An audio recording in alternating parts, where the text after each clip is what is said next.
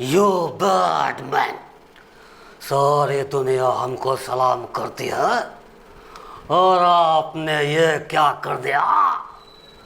अरे आज जान लीजिए राणा जी, ये केबी स्टूडियो भी हमारा ही है और रोशन जी का तो बहुत बहुत योगदान है। जो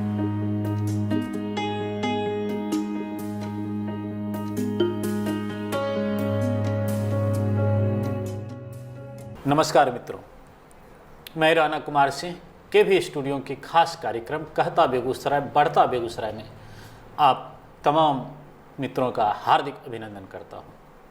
मित्रों, आप हमारे केबी स्टूडियो के माध्यम से भिन्न भिन्न कलाओं में निपुण एवं गुमनाम चेहरे से हमेशा अवगत होते रहते हैं।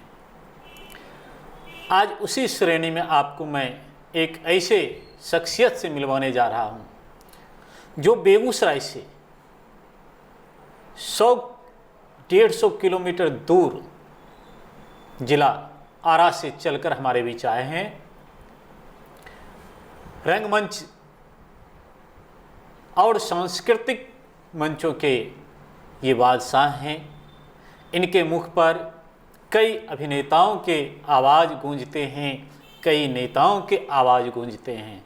तो आइए आज आपको परिचय करवाते हैं ऐसे मिमिक्री के बादशाह रंजीत राज जी से। तो इनके कार्यक्रम को देखने के लिए आपको हमारा YouTube channel stars of Begusarai को लाइक करना पड़ेगा, सब्सक्राइब करना पड़ेगा, शेयर करना पड़ेगा और हाँ, बेल आइकन बटन भी दबाना पड़ेगा। हमारा फेसबुक पेज है डॉक्टर रोशन कुमार, आप उस पर जाएं और उसे भी सब्सक्राइब करें, उसे भी शेयर करें और इनके कार्यक्रम को देखें। तो चलिए आपको मिलवाते हैं मिमिक्री के बादशाह रंजीत राज जी से। रंजीत जी, केबी स्टूडियो में आपका हार्दिक स्वागत है। नमस्ते। और काफ़ी खुशी हो रही है हमें केबी स्टूडियो में आकर, और जो डॉक्टर रोशन जी ने ये मंच तैयार किया है आने वाले युवाओं के लिए, इससे प्रेरणा मिलती है कि अगर एक दूसरे का साथ दिया जाए तो ज़िंदगी और भी खूबसूरत बन सकती है। और आपसे मिलकर बहुत खुशी हुई राणा जी। रंजीत जी, आप हमारे दर्शकों को बताएं कि आप कहाँ से बिलोंग करते हैं और आपकी प्रारंभिक शिक्षा दीक्षा कैसे हुई। देखिए, मेरा घर जो है आरा जिला क्षेत्र कोइलवर मेरा घर हुआ। मेरे पिताजी रेलवे कर्मचारी रहे जो करीब 40 वर्षों तक अपना सर्विस को ये बरौनी में ही किए। अच्छा। और यहाँ ही मेरी प्रारंभिक शिक्षा शुरू हुई RKC हाई स्कूल से। जी। मैं यहीं से अपना शिक्षा दीक्षा शुरू किया और छोटे छोटे बच्चों के का मतलब था मैं भी, तो मेरी रुचि जो थी नाटक वगैरह से जुड़ी हुई थी। जी। और मेरे बड़े भाई साहब जो हैं वो भी स्कूल चलाते हैं अभी, मदर टेरेसा एकेडमी के नाम से, ब्रिज बिहारी मिश्रा जी। तो वो निर्देशन भी करते हैं, मेकअप का भी काम करते हैं। तो उनका सबसे बड़ा योगदान रहा कि नाटकों में छोटी छोटी भूमिकाओं को मैंने किया। जी। लेकिन मेरी इच्छा कुछ और थी। अच्छा। मैंने जब कुछ पिक्चर्स को देखा, उसमें फिल्में बहुत कम देखने को मिलती थी, दूरदर्शन वगैरह पर आती थी, लेकिन मैंने कुछ एक्टरों को देखा कि वो काफ़ी तरह तरह की आवाज़ निकालते थे। मेरे अंदर भी इच्छा हुई कि मैं ऐसा कर सकता हूँ या नहीं। जी। और ये गूढ़ बात हमारे दिमाग में बहुत अच्छी तरह से पैवस्त असर कर गया और मैंने सोचा कि मैं ये ज़रूर करूँगा, मैं आवाज़ ज़रूर निकालूँगा। इसके लिए मुझे जितना भी मेहनत करना पड़े। तो पढ़ाई के साथ साथ मैंने इस पर ज़्यादा ध्यान दिया और आज माँ सरस्वती का और जनता और आप लोगों का प्यार है तो मैं कुछ आवाज़ें निकाल लेता हूँ। इसकी शुरुआत कब की है? इसकी शुरुआत मैंने 2000 के आसपास। यूँ कहा जाए कि आप 20 वर्षों से जी इसको लेकर आगे की ओर बढ़ रहे हैं। हाँ। रंजीत जी, अभी तक आप कितने मंचों पर लगभग मिमिक्री का प्रदर्शन कर चुके होंगे? अभी तक तो याद नहीं है, लेकिन फिर भी हज़ारों की संख्या में मंच मैंने शेयर कर चुके हैं। हाँ हाँ, बहुत सारे मंच मैंने किया। और ये नहीं, बिहार ही नहीं, बिहार के और भी अलग राज्यों में भी किया है। अच्छा, मैंने यूँ कहा जाए कि भारत भ्रमण भी मिमिक्री हाँ, के माध्यम से आपने हाँ, किया हाँ, है। किया है। किसी खास अभिनेताओं के साथ भी आप इस तरह के प्रोग्राम को किए हैं या अकेला आपका अलग मंच रहता है? नहीं नहीं, मैंने ऐसा किया है। जिस समय से हमारी शुरुआत रही उस समय से भोजपुरी के जाने माने अभी सिंगर और अभिनेता भी हैं। अच्छा। और आरजेडी के वो अच्छे मतलब प्रचारक है, स्टार प्रचारक छोटू छलिया जी। जी जी। तो हमारी और उनकी शुरुआत लगभग मंच पे जब मुलाकात हुई, शुरुआत हुई, तो उनका हाय रे होठ लाली से गाना मतलब था जी। और मैं उस समय उनका एंकरिंग करता था। अच्छा। तो वहीं से शुरुआत हुई हिट्टू म्यूजिकल ग्रुप से। और मतलब आज वो अच्छे अभिनेता हैं। उसी समय जो आज भोजपुरी के अच्छे निर्देशक में गिनती होती है विष्णु शंकर बेलू जी। जो वो उस समय वो भी मंच को मतलब एंकरिंग करते थे। तो हम दोनों का काफ़ी साथ रहा। और फिर बीच में मैं इधर रह गया और वो मतलब आगे बढ़ गए। और लेकिन कोशिश जारी है, कछुआ वाली चाल है, मतलब वो आगे हैं लेकिन इस दौर में हैं। और हिम्मत हम भी पीछे नहीं हैं। हाँ, मतलब हिम्मत जो हार गया उससे वही डर सकता है जी। और हौसला रखना चाहिए, क्योंकि 40 वर्षों के बाद लगता है कि देवानंद जी जो थे एक्टिंग में शुरुआत की और हीरो से मतलब 40 वर्षों के बाद जी जी। बहुत सारे ऐसे कलाकार हैं जो उम्र के उस दहलीज पर पहुंचकर जहां से आदमी वापस हाँ, नहीं कर चौथे सकता है। पांचवें पड़ाव पर जाकर के। लेकिन अगर आप हौसला रखते हैं तो हमें ये नहीं लगता कि मंजिल ज़्यादा कुछ खास दूर है। अभी तक कितने अभिनेताओं की आवाज़ को आपने अपनी आवाज़ दी है? ऐसे तो मैं 10, 12, 15 की आवाज़ को खूब अच्छी तरह से निकाल लेता हूँ। नेताओं की आवाज़ को भी? नेताओं में मैं क्या सारा हिंदुस्तान का जो मतलब मिमिक्री स्टार अगर कोई भी है तो बिहार से अगर जुड़ा हुआ है तो वो लालू जी को ज़रूर अपने आप फॉलो करता है। फॉलो करता है। तो मैं जहाँ भी जाता हूँ तो कुछ ऐसा होता है कि लोगों चुनाव का समय है जी, और लालू जी हमारे चुनाव के मैदान में नहीं हैं, उनके बेटा हैं जी। आपके मुख से हम अपने दर्शकों को लालू जी की याद दिलवाना चाहते हैं। अच्छा, तो देखिए लालू जी का एक खासियत रहा है जी कि वो जहाँ भी जिस शब्द को कहा प्रभाव बहुत जल्दी होता है और लोग जी। जल्दी समझ जाते हैं समझ उनकी बातों आते थे। तो लीजिए मैं थोड़ी सी झलक देता हूँ उनकी। आप सभी भाइयों से हमारा कहना है कि अभी तो हम बाहर नहीं हैं, लेकिन हम चाहते हैं कि आप सभी अपने आँख कान को खोल के ठीक से सुन लीजिए।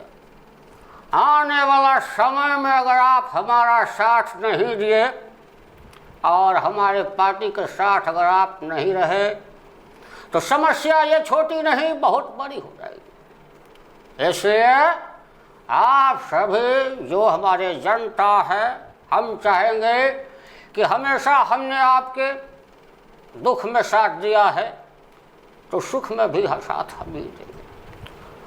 और आप जैसे भी चाहे, ये लल्लू यादव को कोई आजमाइश की ज़रूरत नहीं है। जब चाहे, जो चाहे, जहाँ चाहे हमसे फरियाद है, हम बिल्कुल तैयार हैं। बहुत अच्छा, बेहतरीन, आपने लालू जी को याद दिला दी। रंजीत जी, अभिनेताओं की मिमिक्री भी आप करते हैं जी।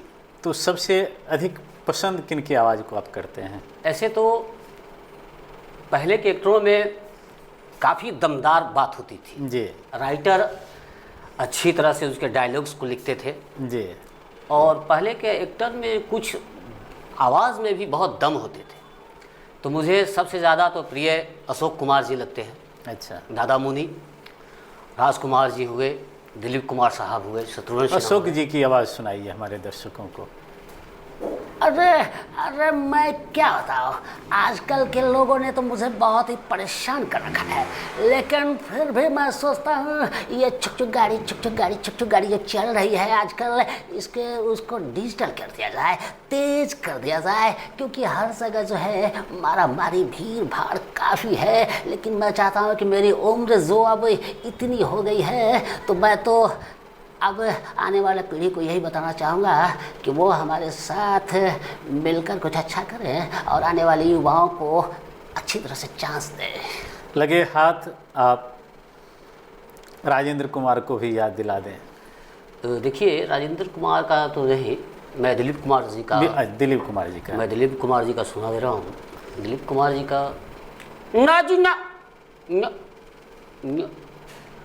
बरखुदर इंसान अगर चाहे तो बुलंदी को छू सकता है, लेकिन याद रखना, अगर ऊपर बढ़ना है, मंजिल को पाना है, तो सबसे पहले याद रखना कि सीढ़ी की पहले वाली जो पायदान है, अगर उस पर पैर रखोगे तो बरखुदार मंजिल तुम्हें जरूर मिलेगी। लेकिन चाहोगे कि एक बार जल्दी से पहले वही पहुंच जाओ, तो ऐसा गिरोगे फिर उठ ना पाओगे। ना जी ना, बिल्कुल उठ ना पाओगे वहाँ से, और तुम बिल्कुल बेकार हो जाओगे। इसलिए अपने आप को ध्यान से देखो उस मुकाम को, और पाना चाहते हो सीढ़ी पर सीढ़ी चढ़ते जाओ, मुकाम तुम्हारे हाथ में है। बहुत सुंदर। रंजीत जी, भविष्य में आपकी क्या योजना है? देखिए, भविष्य में हमारी यही योजना है कि जिस तरह से मैं अभी स्टेज पर परफॉर्म कर रहा हूँ और बहुत सारे भोजपुरी के टॉप सिंगर के साथ मैंने मंच किया है, एक छोटू छलिया के अतिरिक्त और किन किन के साथ आप मंच? अजय पांडे के साथ, जो डिहरी से ताल्लुकात रखते हैं, डिहरी के हैं वो, और काफ़ी क्लासिकल मतलब कोर्स किया है उन्होंने, और अच्छी गायकी भी रहा। शीशा चमकावे लू छत के ऊपर से, उनका ये गाना काफ़ी पॉपुलर हुआ था, अजय पांडे जी का, जिन्होंने बहुत सारी फिल्मों में भी अभिनेता का काम किया है, मतलब छोटा छोटा काम किया है उन्होंने। और एक बाबा अरुण कुमार मिश्रा हैं, जो कैमरामैन हैं बॉम्बे, और वही एक पिक्चर का निर्देशन कर रहे हैं, घाट एक प्रेम कथा। अच्छा। जो एक ब्राह्मण का लड़का और डोम की लड़की का प्रेम कहानी है उसमें जी। उन्होंने ही इस पिक्चर को निर्देशन में लिया है, खुद कैमरामैन हैं, और इनके सहयोगी जो राइटर हैं वो नरेंद्र राधे स्वामी, अच्छा, जो भोजपुरी फिल्म का राइटर रह चुके हैं माई तोहरे खातिर, उन्होंने ही लिखा था।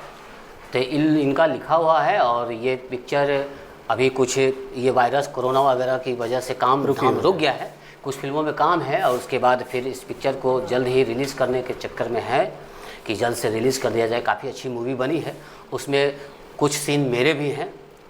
अच्छा। और ये मूवी हिंदी मैंने दर्शकों को ये बता दूं कि आप फिल्म में भी काम शुरू कर दिए हैं। कर दिए हैं, और मतलब आप लोगों का प्रेम रहा, दर्शक इसी तरह से प्यार दुलार देते रहे, तो अवश्य मतलब पर्दे पर मैं दिखूंगा। जी बिल्कुल, हमारी शुभकामना आपके साथ है कि आप बहुत जल्द भारतीय सिनेमा के पर्दे पर आएँ, और हम लोग आज साक्षात रूप में देख रहे हैं और कल पर्दे पर भी आपको देखें, पर्दे के आगे और पर्दे पर दोनों रूप में देखें। रंजीत जी, और किन्हीं अभिनेता के साथ आप मंच शेयर किए हैं? और ये गुंजन सिंह जो हैं जी, गुंजन सिंह भोजपुरी के अभी अच्छे अभिनेता में गिनती होती है, और अच्छे सिंगर भी हैं जी, इनके साथ भी मैंने मंच किया है।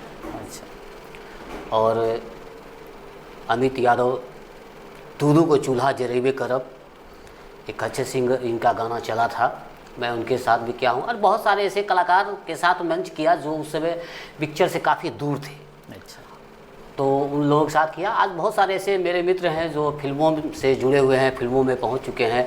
एक बुझाइल, भोजपुरी में बुझाइल एक छोटी सी कहानी है, लघु कथा, अच्छा, 2 भाइयों का कहानी है, जिसमें मैंने प्रोडक्शन का काम किया है। अच्छा, इसको मतलब तैयार किए हैं, इसका नरेंद्र स्वामी राधे, इन्होंने ही लिखा है, और इसका फिल्मांकन भी जब हुआ तो ये कोइलवर में ही शूट किया गया है। और यूट्यूब पर ये चल रहा है और अच्छा। काफ़ी लोगों को पसंद भी आ रहा है।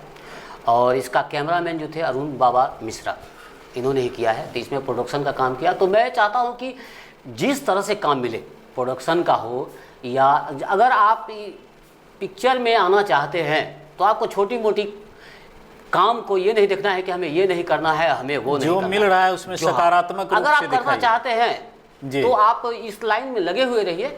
छोटे बड़े कलाकार सब एक अच्छे दिलों का होते हैं और आप लगे रहिएगा तो जरूरी है कि जब छोटा के साथ मिल के रहिएगा तो बड़ा चांस खुद देगा। बिल्कुल बिल्कुल, आप छोटे से अभिनय से ही अपनी पहचान छोड़िए ताकि बड़े अभिनय के लिए डायरेक्टर प्रोड्यूसर आपको खोजते रहे। मैंने कभी सोचा नहीं था कि मेरी जिस तरह की हाइट है या जिस तरह का मुझे देखने में, मतलब कोई समझ नहीं सकता है कि ये आदमी अच्छा एंकर हो सकता है, लेकिन मेरे अंदर जुनून था। जी। लोगों को देखते सुनते, शेखर सुमन जी हैं, जॉनी लीवर हैं, राजू श्रीवास्तव हैं, इन लोगों को देखा, मैंने कहा कि ये लोग भी तो कोई खास नहीं है। लेकिन जब मंच पर एंकर जब शुरुआत करता है तो लगता है कि सबसे बड़ा हीरो वही है। और मुझे ये खुशी होती है कि मैं वही करना चाहता था कि मंच पर मुझे बार बार जाने का मौका मिले। तो मैं सोचा कि अगर गाऊंगा तो गाने के बाद तो दोबारा जाने में बहुत टाइम लगेगा। बिल्कुल। तो मैंने कहा कि बजाऊंगा तो बस जब तक गाना चलेगा तब तक बजाऊंगा, ऐसे बैठे रहूँगा। मैंने सोचा क्यों ना यही काम किया जो बार बार, और इससे क्या होता है कि एक दूसरे को समझा जाता है, मतलब जो आगे वाला दर्शक है वो भी अपने खुल दिल की बात हमसे कर सकता है, शेयर कर सकता है, और हम उसकी बात को तो जिस तरह का वो चाहेगा वैसे मंच के जो एंकर होते हैं जी, उनकी एक सोच ये भी होती है कि जितने भी कलाकार हैं सबको मैं अपनी बोली के रुपये उंगली पर नचाऊंगा, जैसे जिसको बुलाऊंगा माइक के सामने उसको आना ही पड़ेगा। ऐसा मतलब नहीं है, लेकिन सूत्रधार जो है, अनाउंसर जो है, एक दूसरे से परिचय करवाता है। वो मीडिएटर है कि ये अच्छा गाते हैं, लेकिन सामने वाला ये सिर्फ जानता है कि ये अच्छा गाते ही है, लेकिन सामने वाला को एक अनाउंसर ही बता सकता है कि ये अच्छा गाते ही नहीं, इनका अच्छा व्यक्तित्व भी है, गायकी के बाद भी ये इंसान काफ़ी अच्छे हैं। तो इस चीज़ को अगर वह बता सकता है तो वह अनाउंसर ही बता सकता है, क्योंकि गायक अपने बारे में उतना डिटेल नहीं बता वो प्रशंसनीय बना देते हाँ। हैं। रंजीत जी, आप दिलीप कुमार, अशोक कुमार की आवाज़ को आपने सुनाया, लालू प्रसाद यादव की आवाज़ को सुनाया, और किन्हीं की आवाज़ आप निकालते हैं? मैं और बहुत सारी आवाज़ निकालता हूँ। देखिए, ये दो और आवाज़ हमारे दर्शकों मैं बता रहा हूँ कि गुलशन ग्रोवर जी जो फिल्म में बैडमैन के नाम से मशहूर हैं, जी, और मुझे काफ़ी अच्छा लगता है इनके आवाज़ को मतलब बोलने में। देखिए, गुलशन ग्रोवर जी का खासियत रहा है कि जब जब पिक्चर में वो आए पर्दे पर, लोगों में दहशत पैदा कर दी उन्होंने। जी, तो मुझे काफ़ी अच्छा लगा। तो देखिए, गुलशन ग्रोवर जी से मैं आपको मिलवा रहा हूँ। यो बैडमैन, सारी दुनिया हमको सलाम करती है और आपने ये क्या कर दिया। अरे आज जान लीजिए राणा जी, ये केबी स्टूडियो भी हमारा ही है, और रोशन जी का तो बहुत बहुत योगदान है जो हम जैसे युवाओं को ये चांस दे रहा है। इसलिए हम चाहते हैं कि आज पूरे हिंदुस्तान में गुल्लू बादशाह की जिस तरह से फिल्में चल रही है उसी तरह से सारा काम चलता रहे, इससे ज़्यादा क्या चाहिए। बहुत खूब। और किन्हीं की आवाज़ आप और निकालते मैं अजीत जी की आवाज़ सुना रहा हैं? हूँ। जी,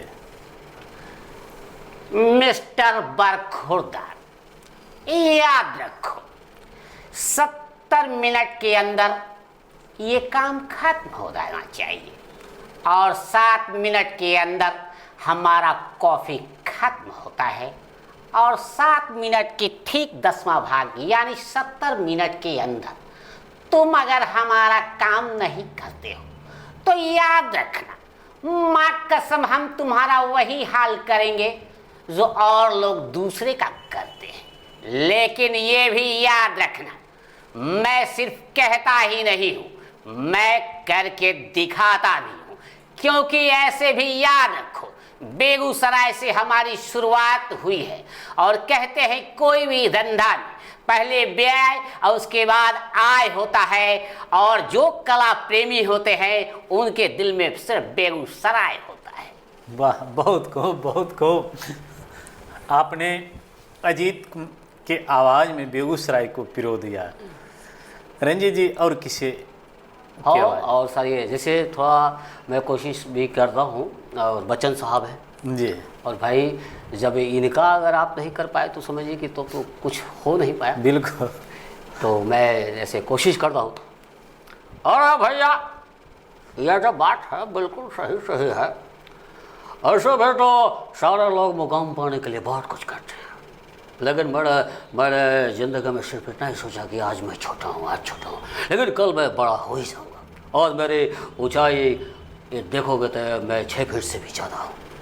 इसलिए मैं चाहता हूँ कि आप हमारा साथ दीजिए और हम आपका साथ देंगे। वाह रंजीत जी, हमारे केवी स्टूडियो का यह प्रयास आपको कैसा लगा? मुझे तो बहुत खुशी हो रही है। और ये प्रयास आज मतलब आपने शुरुआत जो की है और जो कलाकारों के लिए ये मंच रखा है, ये अपने आप में गौरवशाली है। और मैं खुद को भाग्यशाली मानता हूँ कि आपने मुझे केवी स्टूडियो में बुलाया। और मैं चाहता हूँ कि आने वाली जो भी बच्चे हैं या जो भी प्रतिभा के धनी हैं, बेगूसराय में कलाकारों की कमी नहीं है। बहुत बड़े बड़े कलाकार हैं, निर्देशक हैं, मतलब हर तरह के कला के क्षेत्र में बेगूसराय का स्थान जो है हिंदुस्तान के रूपहले पर्दे पर आती है। ये मतलब कोई जानता है ऐसी बात नहीं है, बेगूसराय को पूरा हिंदुस्तान जानता है जी। तो मैं बहुत ही खुशी महसूस कर रहा हूँ। और इसमें सबसे बड़ा योगदान जो हमारे डॉक्टर साहब रोशन जी का है। इन्होंने जो ये कदम उठाया है, मैं अक्सर जब भी चाहिए, जब हमारी ज़रूरत हो, मैं एकदम हाथ से हाथ और कदम से कदम मिलाकर आपके साथ जाने के लिए तैयार हूँ। और आप जब भी हमें कहें, मैं आपके साथ बिल्कुल खड़ा हूँ। आपकी जन्मभूमि आरा है जी, लेकिन बेगूसराय भी आपकी जन्मभूमि की ही तरह है, क्योंकि आपने उम्र का लगभग आधा पड़ाव जो है सो इस धरती पर व्यतीत किया है। और आपके आज के इस कार्यक्रम को देखकर अगर हमारे बेगूसराय के नौनिहाल बच्चे आपसे यह मिमिक्री सीखना चाहे तो उसके लिए क्या योगदान आपका होगा? ये मेरा अंतिम प्रश्न आपके लिए है। देखिए, इसके लिए तो मैं हमेशा तैयार रहता हूँ। और अगर बच्चों के अंदर ये इच्छा है तो मैं यही कहना चाहूँगा कि एक तो ये आवाज़ बदलना जैसे गॉड गिफ्ट जी, लेकिन प्रयास कहा जाता है कि मेहनत करने से फल तो मिलना ही मिलना है। तो ये प्रयास अगर जारी रहे, जैसे पानी का रंग तो बिल्कुल एक जैसा होता है, लेकिन जिस तरह का रंग डालिएगा उस तरह का वो दिखाई देता वो है। बदल जाता है। जी, ठीक उसी तरह से अगर बच्चे अगर इस तरह का कोशिश करेंगे तो उनको सबसे पहले ये ध्यान रखना होगा कि मतलब जो अगला जिसका मैं आवाज़ सुन रहा हूँ, आवाज़ सुनने के लिए कान की ज़रूरत होती है, उनके हाव भाव को देखने के लिए आँखों की ज़रूरत होती है। तो इस तरह से अगर वो ध्यान रखे तो वो ऐसा कर पाएंगे। और जहाँ तक रहा सवाल कि अगर मेरा सहयोग ज़रूरत है तो मैं तो उसके लिए तैयार हूँ। बच्चे को मैं कोशिश करना चाहूँगा, क्योंकि मुझे बेगूसराय और आरा की बात नहीं है, मुझे पूरे हिंदुस्तान का नाम रोशन करना है।